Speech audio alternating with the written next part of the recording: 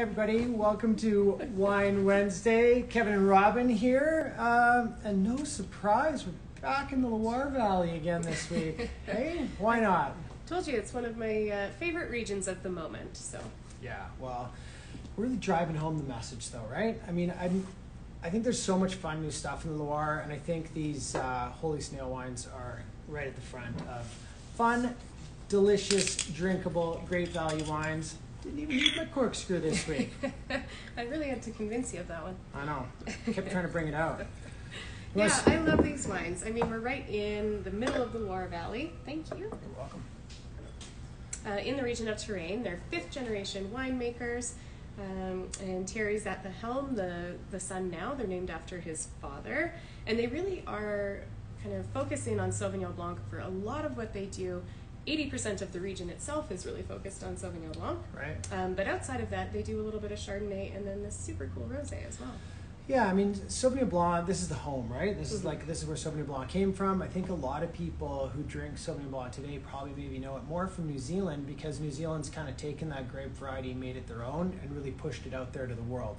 So the difference with the French ones is you get, I mean, Sauvignon Blanc is always going to have that signature style, a little bit grassy, a little bit gooseberry, a little bit of that pink grapefruit. But the cooler climate ones from the Loire, I find, tend to have a little more restraint, like a little more minerality, if I can throw that word around. Yeah. What do you think? I definitely think you can use that word. But the other fun thing with this one that I really love is it's got this like tropical juiciness that falls behind it that just makes it stand out as something unique. When I asked them where the Holy Snail came from, like why Holy Snail, where did that came from? They said because the wine's juicy like a snail.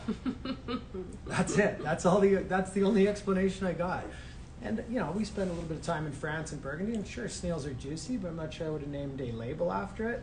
Hey, but it works. Yeah, can't argue with the results, right? No, I love this wine. I mean, it's $22.95 on the shelf. Incredible value, and for good reason. When you come in and taste these this weekend, you'll really know why it's our best-selling Sauvignon Blanc in the shop, right? One of our best-selling wines in the shop, really. Yeah. I mean, I'm really familiar with this because it definitely gets a spot on my table pretty often. I like Sauvignon Blanc in the summer. I find like it's got that really nice, fresh, crisp character. This is kind of a look-alike for Sancerre Pouilly-Fumé, right? Not as expensive, but you really get a lot of those same characters. But I haven't visited the Chard in a while. I know. I'm excited. I don't think about the Loire Valley and Chardonnay very often. I certainly don't either, but again, what I love about that is that you're not getting that overly oaked kind of tropical, like really heavy style of Chardonnay. It is a little bit mineral on the finish as well, and a little bit more restrained. So if you're, less familiar or comfortable trying Chardonnay, or it's something that you're just sort of getting back into, this is a really great bottle for that.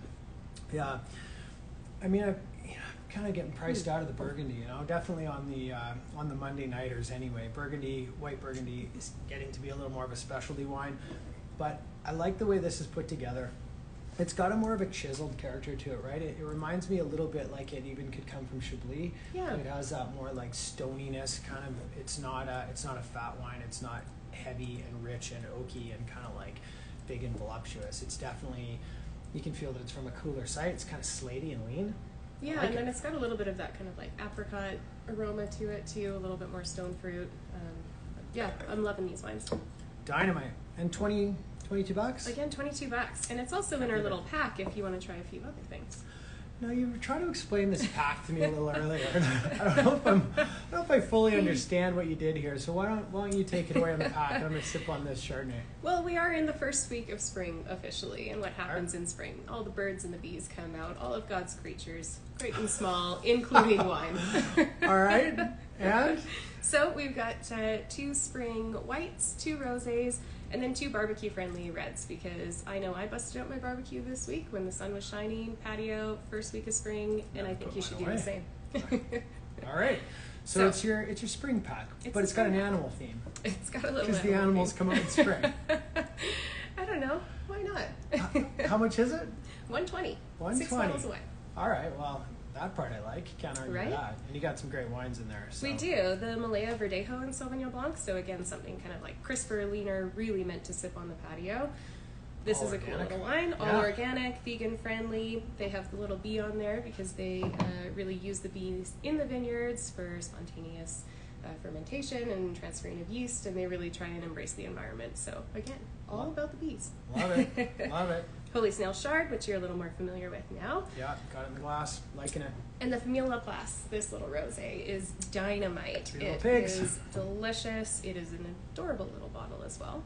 Yeah, I like that wine every time I go back and visit it. So that one comes from Mataran, and it's a little Cab Franc to And a that. little Tannat. Yeah, so unusual varietals there, but they do a really good job with it. It kind of comes off like a more Provence style rosé, but it's nice and dry and fresh. Delicious wine. And this guy over here, the old mule. The Old Mule, Haven't had that in a while. Old Vine Grenache. So the mule is a symbol for the Catalan region, and they're using Old Vine Grenache, so they kind of took a little play on the Old Mule. The old mule. It all makes sense. And All the right. greedy bird gets the ripest fruit. That's true too. I don't know. I didn't understand your pack at the beginning, but I'm starting to feel it now. I like where you're going Just with get in that. the spring spirit, and you'll be there. Awesome. And then we've also got the Holy Snail Rosé going. I know we always get like fascinated with rosé from the south and warmer climates, but if you take a step back and think about it, like traditionally rosé was made in cooler climates, and Loire kind of gets overlooked. And I think they actually make some of the best rosé.